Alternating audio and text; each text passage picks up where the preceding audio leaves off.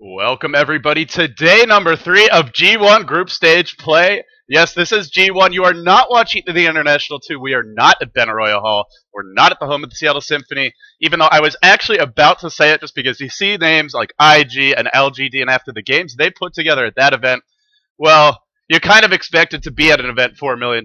These two teams have faced each other quite a few times, not only at the International, but also in Dota 1 in the Ace League Championship, where Invictus Gaming did take LGD down. So as far as the head-to-head matchup goes, IG definitely have gotten the best of LG as of late.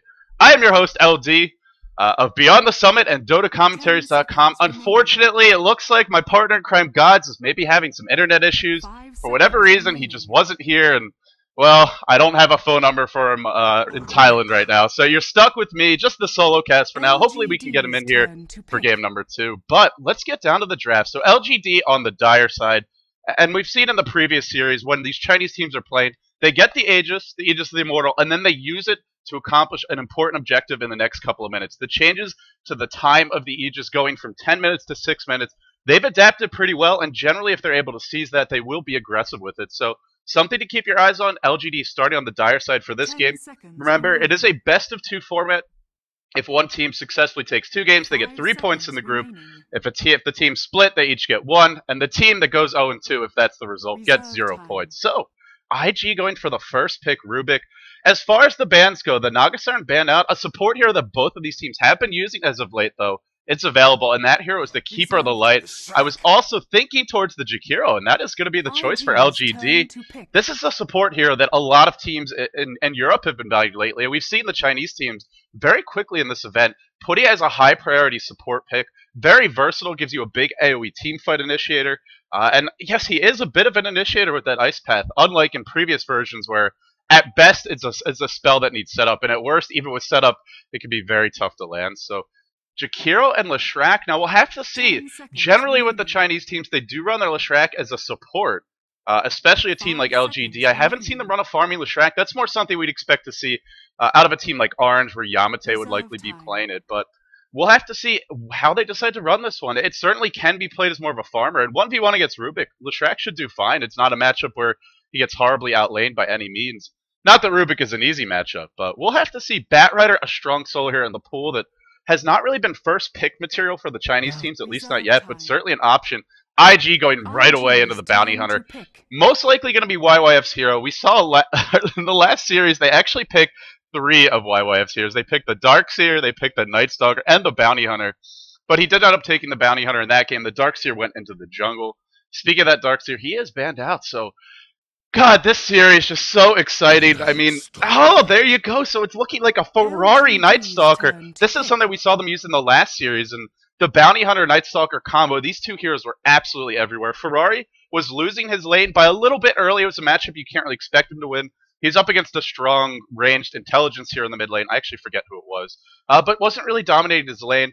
Then he gets to the mid game, and all of a sudden gets 1 or 2 kills with some track gold, crushes the top lane, and YYF and Ferrari were just a pair of race cars zooming around the map with that track gold, just accruing kill after kill. I think by the 10-minute mark, Ferrari had a godlike streak, or maybe it was the 15-minute mark. Just absolutely insane individual play. So we already have Ferraris here. We already have YYFs here. Now, I say that Zhou could run this as a safe lane Nightstalker, as sort of that one-position hero for the team, at least for the first 20 minutes, and then maybe they'll have someone else transition over and play it. But likely this will be Ferrari, and interesting to see that. Meanwhile, on the side of LGD, they go for the Queen of Pain, so going for these heroes, very strong in the laning phase, but quite squishy. Jakiro, a little bit more sturdy as far as support heroes go, but Leshrac and Queen of Pain, very squishy, not great strength gain, relatively low base HP.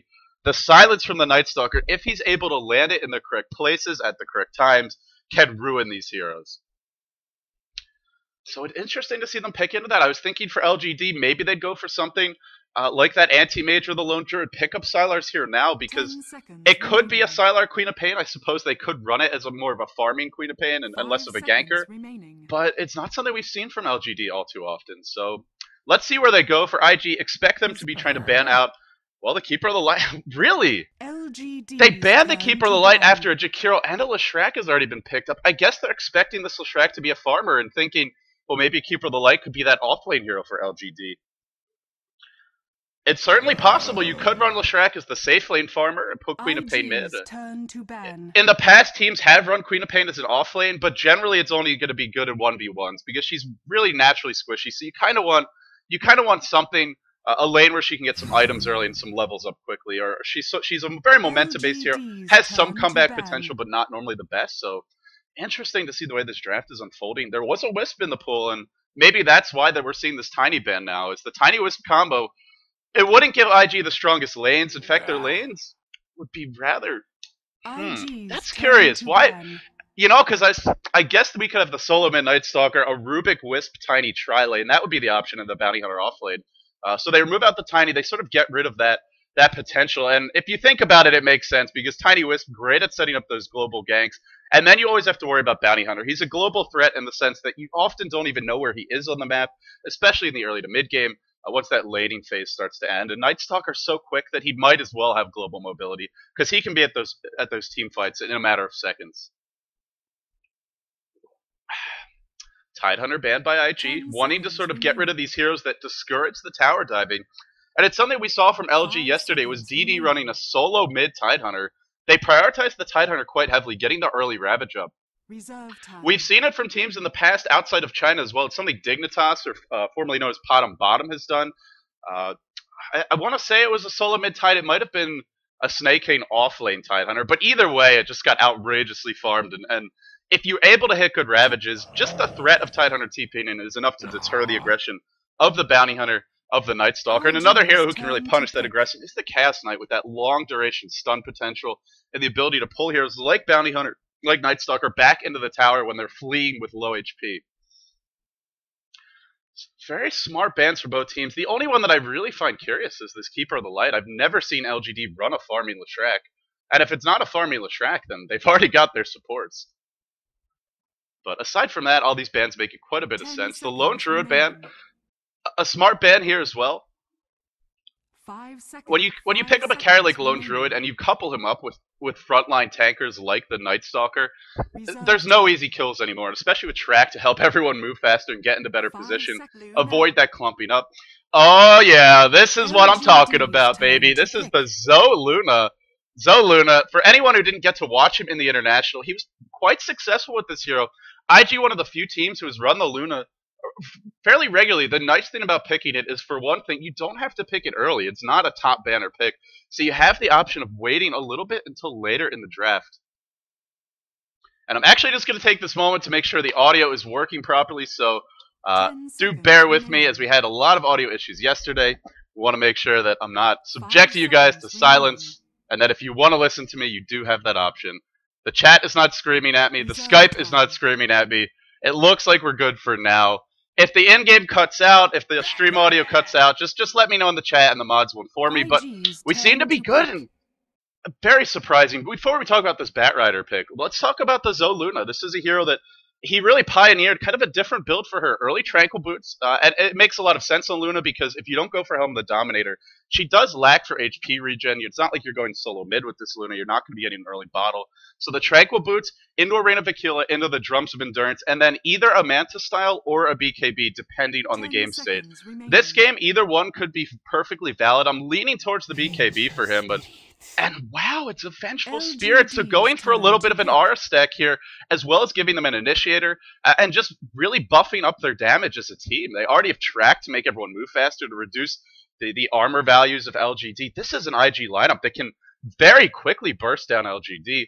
I feel for LGD, they have to win this laning stage now, because if they don't, when it gets to the mid game, not only can IG outgank them, or at least have more of a presence in these team fights, and have a little bit more burst damage, IG's tankier so they can afford to trade hits a bit better. And then finally, they have the better sort of deathball lineup in the mid game.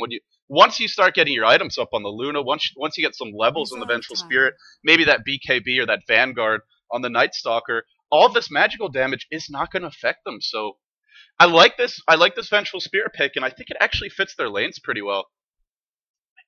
As far as those lanes go, it looks to be a tri-lane Luna.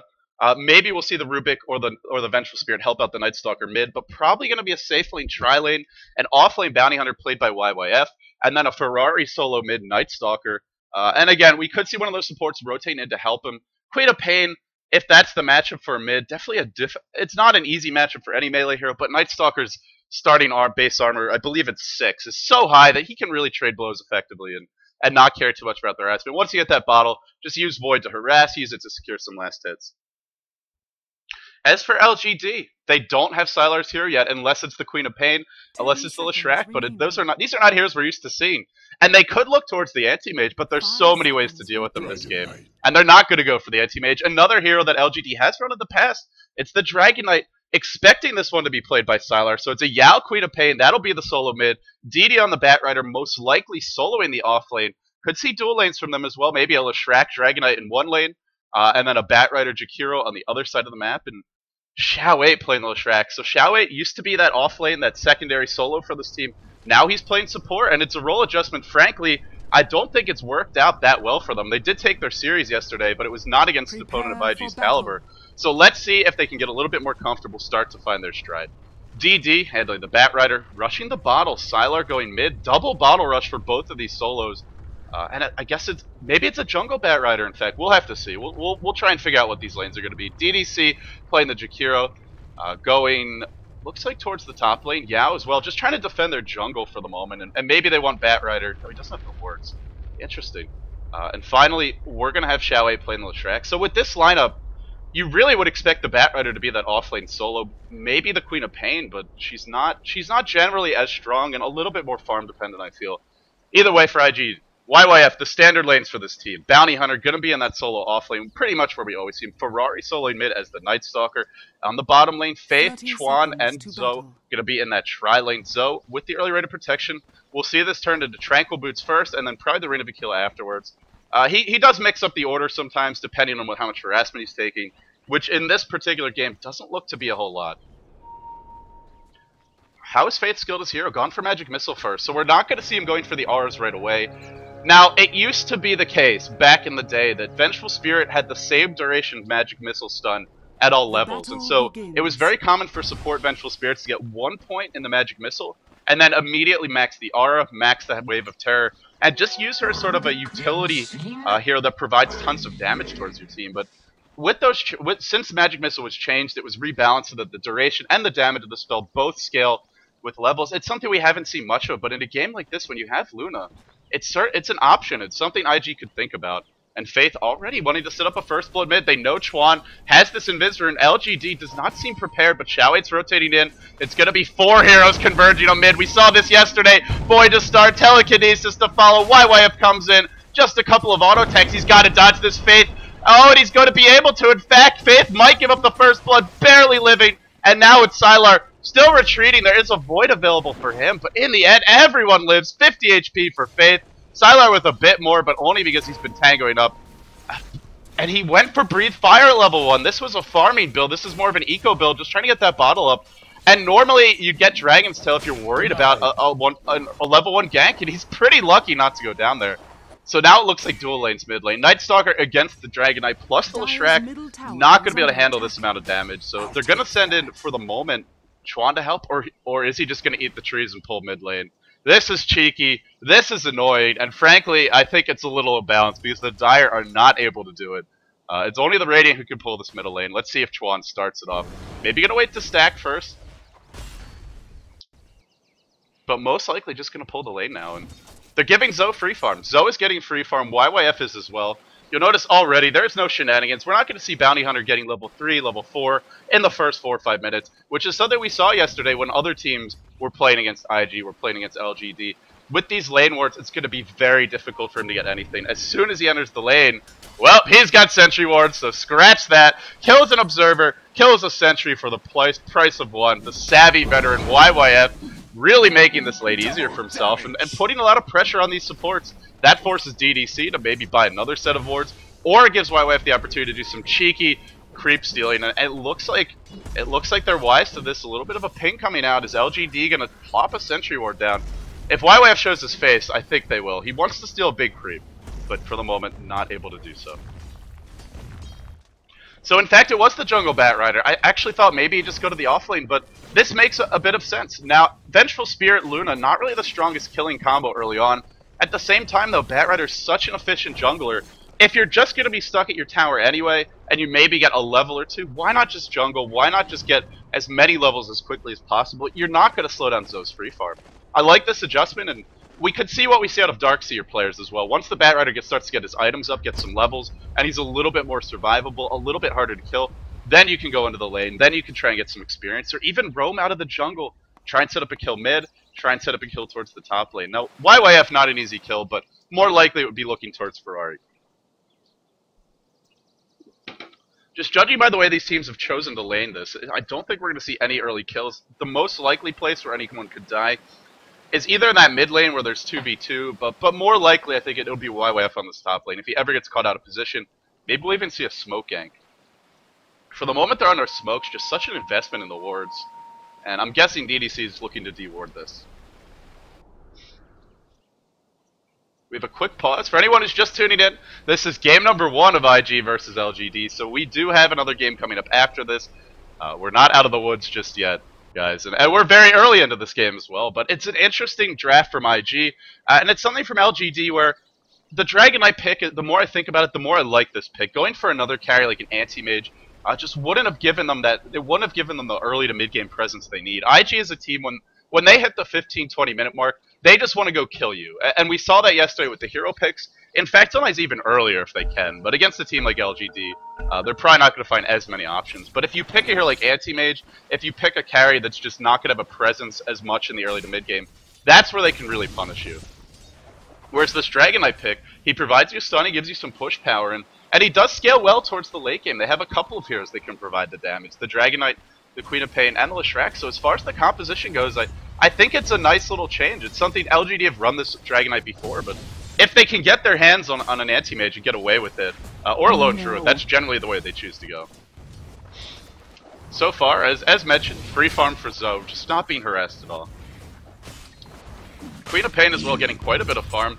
Yao having a good time of it, and we saw yesterday what he can do when he gets free farm. Played an absolutely exceptional Invoker, some really great prediction, even hitting heroes, even hitting a Storm Spirit with a Tornado, predicting where the storm was going to jump to, and basically destroying him that way. So we'll see what he can put together with this Queen of Pain. I doubt we're going to see many airballed ultimates, which has been a thing from time to time. And of course there is some delay, and actually I think this is a good time. Real quickly, let's check out our pings for anyone who's wondering. Looks like everyone's sitting around 150 to 170, so not the best ping, but by no means should ping cripple these teams. We're not looking at 300, 400 ping or anything like that. And I know some of you guys at home will often say, oh, it's not the same as the LAN environment. And you're right, it's not, but it should not really prevent these teams from putting on a great show for us. Very early, kind of passive game, dead even. You'll notice, even though they're giving free farm to zhou, they're still keeping that experience in gold even. The nice thing for LGD is because of this pulling from Chuan, it's allowing them to push the tower, and it's one of these things where we see it a lot in the safe lane. Oh, YYF, Shadow Strike to start, the dual breath, and then the Ice Path to follow. This could be our first blood. Couple more auto attacks, and they get him. Yao with the first blood, immediately followed by the pause. Not sure what the pause is about. Batrider almost dead, and that's just to the jungle creeps, so not actually being ganked out. You wouldn't expect him to get ganked this far back, but what a first blood. Just so decisive. The Sentry Ward dropped it instantaneously. The dual breath, the Shadow Strike, and that Ice Path all coming out within a matter of seconds. Great coordination, great decision making, just not even hesitating. A second of hesitation there, and he's able to walk out of Sentry Ward range. That's going to give Yao his level 6, and already level 6, maybe we'll see him look to leave that top lane, at least carry a TP scroll so Ferrari starts diving. If Ferrari starts being aggressive, this Queen of Pain can punish it. Zhou already level 6, going for that standard build that he loves on Luna. Early Tranquil Boots, expect to see the Magic Wand come out, then probably the drums, the Ring of Aquila. I wonder with this level of free farm if he might adjust the build a little bit and go a little bit more greedy. Generally, when I saw him playing Luna, he was at least being contested a tiny bit in the lane. There was normally a hero there. They weren't doing a whole lot because it's Zhou. He gets his protection from his team, but we'll see. We'll see if he makes any adjustments to the build. The new Manta style is a little bit more expensive, but Yasha's still very affordable. In fact, I think it's 100 gold cheaper in this most recent patch.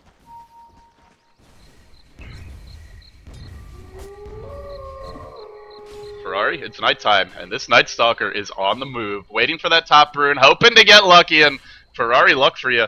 Is he going to wait for the bottle? This is a long time to wait, but at the same time, zhou is going to head towards the bottom rune to check it.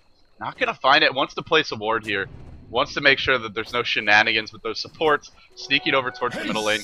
You'll notice what a hotspot this middle lane is for both teams. The wards, pretty much in this area, just trying to make sure that if there's any attempts to smoke up, any attempts to gank towards that lane, you really have to approach from a long distance away to avoid being caught out.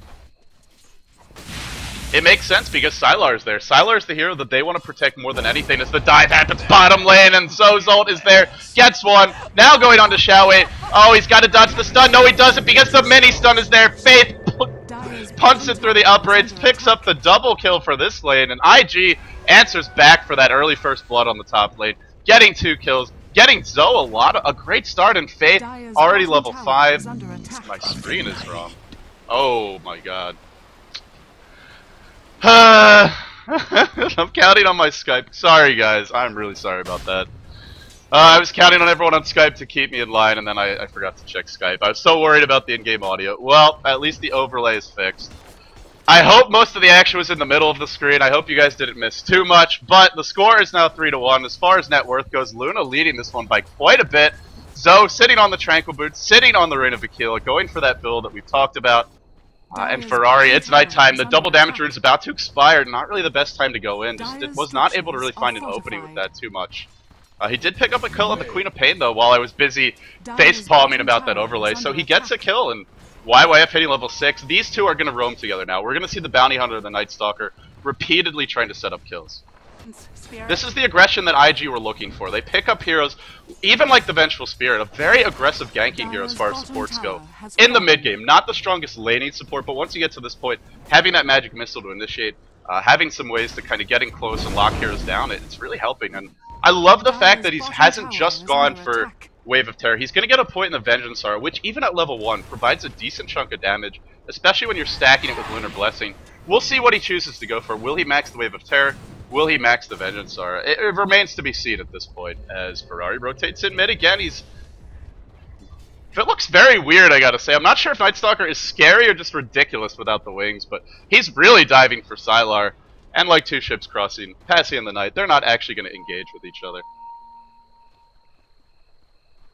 And now my Skype, 500 people messaging me. I'm sorry guys, the overlay issue. This is why I rely on my co-caster from time to time. This is why we have them, but the good news is you're about to stop yelling at me because the stream delay is about to end. So as far as this game goes, very even so far, gold-wise, experience-wise, pretty even for both sides. SC is going to get caught out. Another kill for IG, but the Queen of Pain responds, gets 1, needs to get 2 to really make that one worth it, but not going to be able to do so. Killing off the Vengeful Spirit, nice, but zhou is the hero you really want to be shutting down.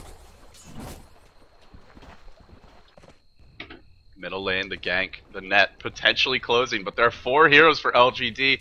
You'll notice the effect that IG's aggression has is LGD is starting to group up more. They're afraid to farm by themselves. They're afraid of that Bounty Hunter, of that Nightstalker just rotating in and catching them out of position, catching them in small groups. zhou thrown back into the towers, zhou taking a lot of damage, wands up, has the ult, pops the ult, not able to really do anything with it though. Dragon Knight caught out of position. Look at IG, the focus fire just trying to bring down Sylar and not able to get zhou in the end. Meanwhile, Queen of Pain joins that fight and then blinks out. When it's all said and done, 7-2, LGD unable to get a single kill and pays heavily for their aggression. And at least 1 or 2 of those kills was a track kill. YYF was there. IG picking a very mobile lineup, a lineup that can be very aggressive, and just having more heroes at the point of attack, not getting caught out of position, showing their experience, showing their poise, and I think just showing a little bit better coordination and execution of the game plan. The real weak spot for LGD right now is this Batrider. Does not have a Blink Dagger up, has not really been able to have too much of a start, and Batrider is a hero, he needs that Blink to jump in and initiate at this point in the game, because Nightstalker being so fast naturally, plus Trek allowing the entire team to run away from Bat, it's very hard to get in close.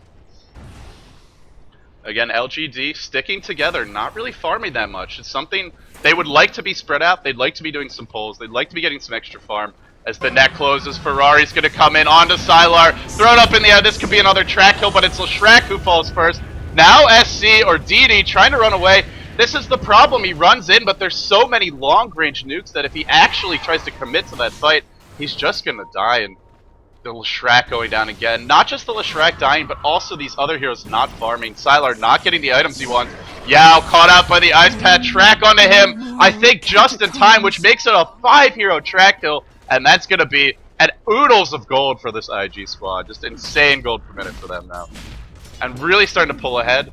This is another nice aspect of Luna as a carry. It's more of a fight now kind of hero. She does scale pretty well into the late game with the glaives, as well as being an agility hero with good agility. An agility hero with good agility gain and some decent damage, but mostly she's a hero that she can just group up with the Nightstalker and start pushing, fighting now, not having to be like an anti-mage where you need to get your Battle Fury, you need to get those big items up, and then farm for the next level of items before you can really engage. And that's the other reason we see this build from Zhou. It just allows him to contribute earlier. It's got a cheaper build-up, so even if he dies here or there, he's not set back immensely. He's not trying to complete a really expensive item. It's a smart build, and it really fits in well with the rest of their lineup. The core heroes for this IG squad, this is 2 games in a row now where we've seen them run this Bounty Hunter and Nightstalker combo, and the 2 of them hunting together. It's so hard not to give up kills. You really have to pick a strong defensive lineup, but then it's not enough to just survive. You have to get your farm, or IG is going to outfarm you. They're not a team that commits too many heroes to the aggression. When they go in, they do it in a very calculated way. So at this point in the game, LGD really looking like they need someone to jump in and initiate. Who's it going to be? Sylar, no BKB coming out for him. SC, nowhere near the Blink Dagger, still 1,000 gold away. Yao, often we'd see an early BKB from this Queen of Pain, but just not really in a position to go for it at this point. Very underfarmed. Swapped into the tower. Yao's in trouble. Disjoints the magic missile. Blinking away from that. Rubik the first to fall. Ferrari on the sidelines trying to watch this one. Looking for an opening to go in. Track starting to fly out onto every hero.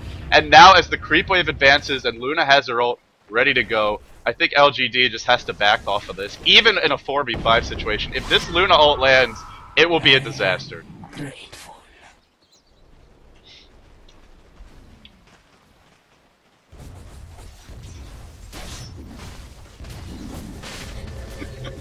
I'm so afraid to read the stream chat. I'm not even looking at it. Hopefully you guys have calmed down about the overlays.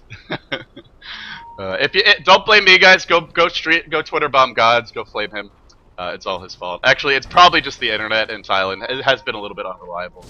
Either way, IG grouped up in the top lane, looking to try and push this tower down. Expect to see a lane ward get dropped momentarily. If they really want to commit to this, that's normally what we see. The Lucent Beam coming in. Look at IG. Nobody's really going into this Dragonite, but they're just nuking him down from a distance. So with a fantastic Eclipse, they pull him back in. It was only level 1, so close to 11, but not having the level 2 ult. Will it cost them? DD goes down as well. Chuan still in the Scream of Pain, doing big damage. 2 for 2 so far, but it's track kills that they're getting. Ferrari still has not been addressed. The Ferrari problem, a bit of a mess in fact. Two-headed, twin-headed dragon, as tanky as he is, not enough, and just outmaneuvering LGD at this point, just outrunning them, outlasting them, having a few more items, but mostly we're just seeing where that track really comes into play. It's a delicate dance for IG, but one they perform masterfully. In the end, 3 or 4 track kills, and only one of their core heroes goes down, only the Luna. One of the supports lives, that being Chuan, who already has their K-boots working towards. We'll have to see. Maybe a Blink Dagger, maybe a Force Staff, maybe even just something like a Drums to help him tank up in these fights, but getting tons of track gold, and IG really pulling ahead with this game. Again, for LGD, right now they just have to find a way to get those items that allow them to initiate, that allow them to stand and fight. Those items being the BKB on the Queen of Pain, maybe even a Lincoln Sphere, but it's so late that I think it's just got to be a BKB. Probably a BKB for Sylar. We've seen the Pinoy teams love to go for a Shadow Blade, but that is not going to work against IG. Not when they have a Bounty Hunter. Not when their supports are liable to be picking up a gem any second now. And then finally you're looking at the Blink Dagger for Batrider, and DD, just despite jungling and getting free farm jungle Batrider, he actually farms pretty quickly, just not able to get quite enough. And even by the time he gets the Blink, we're looking at heroes that are no longer easy solo kills. Nightstalker and Luna, very tanky, very difficult to bring down. Even YYF, he's already completed his drum. Hell, Faith's level 8, he's got power treads, he's at 4-digit HP. You compare that to a hero like Zhou 8 is playing. This Leshrac sitting on 700. That's 2 nukes, that's a Lucent Beam and a Void, and you're pretty much dead.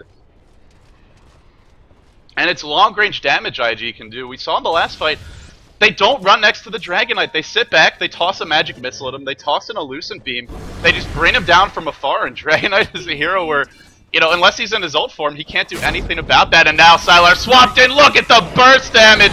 Chuan assassinates him, stealing out that Spear of Pain, and Queen of Pain jumping in, doing big damage. It's stolen by Chuan. He got a little bit greedy and excited there. Doesn't actually hit anyone, but the Fade Bolt is going to be good. Now DDC running, trying to live, and Ferrari just too tanky, just too strong. This forces the buyback. Don't think it'll be enough. They might get Chuan, but he's only a support Rubik. This is not even the biggest kill they could claim, and can't dive onto Zhou. The ult just cooled down. Wisely, LGD comes back, but Queen of Pain, or rather a Sylar, bought back for this, so further delaying any kind of items for him, and he's not even going for the BKB. He knows he just needs something now, so he's trying to pick up a drums.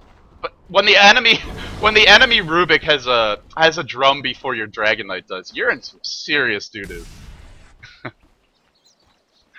Ay. So at this point, 16-7 in the game. As we look towards map control, towers have dropped for LGD in all 3 lanes. All of the tier 1s have been knocked down. This forces the supports to spend even more money on wards, and especially against heroes like Bounty Hunter and Nightstalker, these aggressive ganking heroes. If they want to control their jungle, if they want to farm safely, these supports who are already poor, who desperately need bracers, are caught between a rock and a hard place. They have to decide, do they get the vision or do they get the bracers? And generally you get the vision, but in this game, even having the vision, it doesn't necessarily seem to matter. Not a good situation. It's not like there's a farm carry you can afford to drop some money on a pair of wards. Nobody is really getting anything. This is the one item for LGD that could really help turn things around, though. SC, or DD as he normally plays, is finally picking up his Blink Dagger. It's very late, but even so, they have some decent burst. If they're able to use this properly, maybe they can use that to kind of claw their way back into this one. But this won't help. Telekinesis to prevent Yao from blinking, followed by the silence. Beautiful chain nuking there, and then just bashed down by Ferrari, who now is getting extremely close to his BKB. At which point, how do LGD deal with that? That means that requires the lasso even to hold him in place, which frees up Zhou to go absolutely nuts, to just really unload on their team. Oh, this is the power of the bat, but will it be enough? Shadow of the bat, but all the creeps are dead. Zhou is going to eclipse, or no, he's too slow. He doesn't drop it. It was a little bit dangerous. I feel if he had just a few more seconds, if YYF was there, he would have unloaded, but Xiao Wade in some trouble as well. Sentry Ward dropped, Dust dropped. They really want this kill. Pulled back into the Sentry Ward, but so tanky. There's Sylar, gonna save the day. IG's relentless aggression. Finally, LGD get a little bit going their way. At the same time, though, the Leshrac was picked off on the back end of play by this Vengeful Spirit, so even when things are going well for them, they're not going that well. It's still kills coming out for IG, still aggressive farming all over the enemy jungle.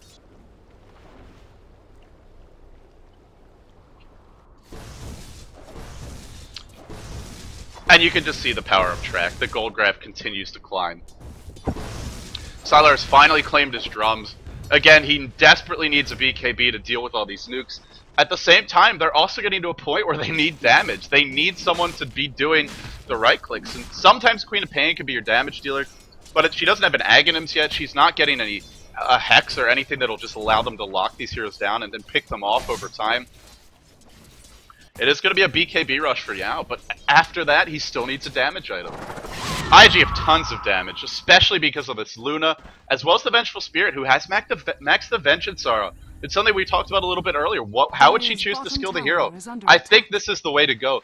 Wave of Terror still gives you that scouting ability at level 1. It doesn't scale as well after level 1. The damage is absolutely negligible, and the minus armor is definitely nice, but the damage is better.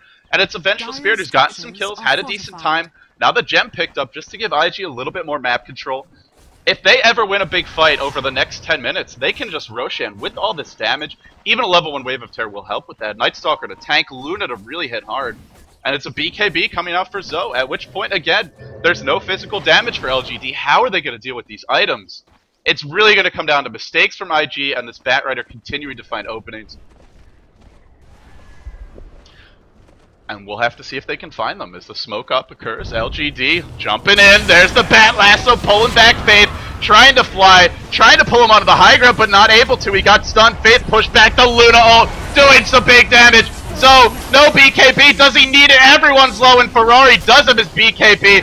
That manly wingless dragon Nightstalker going to work, mauling the Leshrac. Now on to DD. The 2 carry still alive. Triple kill for Ferrari. This is quickly becoming his new signature hero in 6.75. Second game in a row he's been out of control on it. Now on to Sylar, dropping the Void. The silence to follow. Followed up by the Lucid Beam, the TP out. Beautiful reaction by Sylar. Waited for both stuns, both mini stuns to come, and then escapes with his life. Still 4 heroes dead, and they don't kill the Nightstalker. They don't kill Zhou, and Zhou not even forced to use his BKB.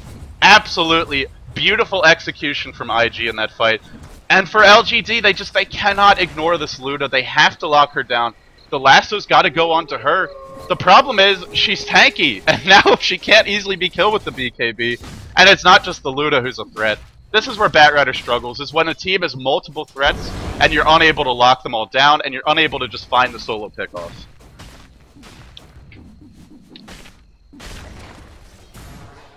Force staff in on Chuan, who wanted to go for a telekinesis, or maybe just steal a spell. Again, so let's compare the supports items. Chuan has a force staff. Xiao 8 has 2 bracers. It's just and even the twin-headed dragon, who seems to be playing the 4 role this game, has only treads in an urn. It's not much, and they dive in on Yao.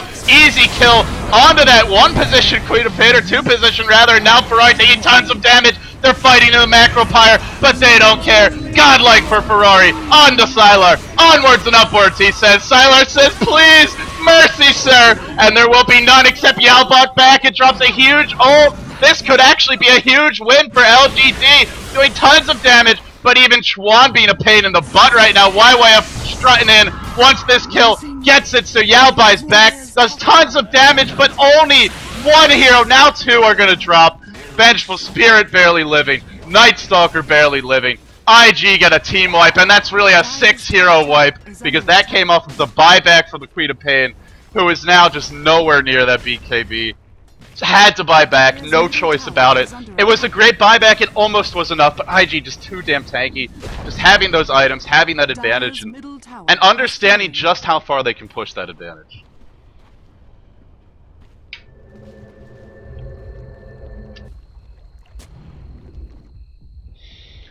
It's a sad and depressing gold graph if you're an LGD fan. It's not a good time to be an LGD fan, at least not in this game. The nice news is, if they can't pull themselves out of this one, they get another shot in game 2. I'm almost feeling like Bounty Hunter is a mandatory ban, especially against LGD. The Nightstalker could be replaced by other heroes that are strong ganking heroes. I mean, I think he fits in a little bit better than any of the others this game. But there's other options for Ferrari, you know, the Templar Assassin, the Invoker. These heroes could still be effective, but it's the Bounty Hunter when IG want to play aggressive, especially in this version, they're rewarded so heavily for it. Let's see though, the game's not over just yet. LGD smokes up, going into onto YYF, blinking in, grabbing him with the lasso. 5 heroes for this kill on the off lane, and they will catch it. Even Chuan caught by the ice path. Now, force staffing away, able to dodge away from that flame break. Dragon Knight finding a kill onto, oh, that was onto YYF, excuse me. Buyback from YYF, who now wants to go, and onto the high ground goes Yao, where the Eclipse is waiting for him. Zhou is here, and Zhou says, Now it's Ferrari. BKB was already used. Has a Reaver, not the hero you want to focus. And even if they kill him, they're ignoring Faith. They're ignoring Zhou. Chuan jumps in, unloads with that Scream of Pain, doing insane burst damage. Sylar next in line. A second team wipe. IG Invictus Gaming.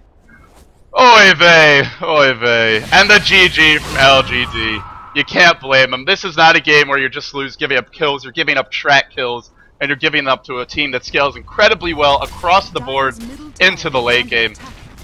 Just an incredible display from IG. LGD started on the right foot. They got the solo kill, or they got the 2 hero kill in YYF. They got that first blood, but then they give up 2 kills on the bottom lane and the tower, and then they start to fall apart a little bit. Ferrari found a kill at the Queen of Pain, roaming towards top, and I believe that was a track kill from Bounty Hunter. And from there, it was pretty much all IG all the way.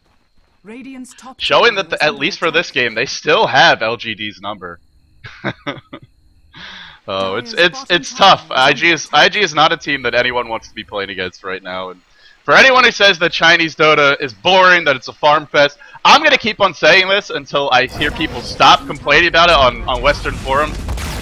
We have 48 kills in 25 minutes. Just wrap your brain around that. That's almost 2 kills per minute. That is a lot of aggression. That's a lot of action. And LGD, picked a pretty aggressive mid-game lineup but just weren't prepared for IG. IG outlasted them, they outdamaged them, and in the end, it was too much. IG take game 1. You're watching the G1 League. I am LD, of course, of Beyond the Summit, of dotacommentaries.com. If you enjoyed this cast, stay tuned because game 2 is coming up. It is a best out of 2 format. Can LGD bring it back to a 1-1 tie and get some points? These are the 2 top dogs in their group, in Group A for the G1 League, and if they lose this match, they're probably looking at a 2nd place. It's hard to imagine IG dropping any games after this performance, unless it's to LGD. Stay tuned, guys. Game 2 coming your way soon.